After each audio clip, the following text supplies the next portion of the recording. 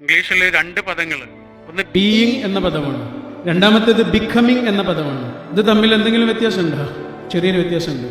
Being ആവാനേ, being ആവാൻ നമ്മളൊന്നും ചെയ്യണ്ട, നമ്മൾ പ്രത്യേകിച്ച് ഒന്നും ചെയ്യണ്ട. ബിക്കമിങ് അങ്ങനെയല്ല, ബിക്കമിങ് ഒരു തീരുമാനമാണ്, അതാണ് വ്യത്യാസം. ബീയിങ് ആവാൻ യാതൊരു കാര്യമില്ല, നമ്മളിങ്ങനെ കിടന്നു കൊടുത്താൽ മതി, ബീയിങ് ആയിക്കോളും. തിമിംഗലത്തിന് ജീവനില്ലാതായാൽ അതിനെ വലിയൊരു ഒഴുക്കിലേക്ക് ഇട്ട് നോക്കൂ, ആ ഒഴുക്കിലൂടെ അതങ്ങനെ പോവും. കടലിലെ വെള്ളത്തിലെ ഏറ്റവും വലിയ ജീവിയാ, പക്ഷെ കാര്യമില്ല, ജീവനില്ലല്ലോ. പക്ഷെ അതേ വെള്ളത്തിലെ ഏറ്റവും ചെറിയ ജീവിയായ പരൽമീനിന് ജീവനുണ്ടെങ്കിൽ ഒരൊഴുക്കിലേക്ക് വലിച്ചെറിഞ്ഞു നോക്കൂ, ഒഴുക്കിനെതിരെ നീന്തുന്നത് കാണാം. ജീവനില്ലെങ്കിൽ ഒഴുക്കിലൂടെ അങ്ങനെ ഒഴുകാം. ബീയിങ്. ബിക്കമിങ് അതല്ല, ചിലതിനെ മാറ്റിമറിക്കുന്ന പ്രവർത്തനമാണ്. അവനവനെ തന്നെയെങ്കിലും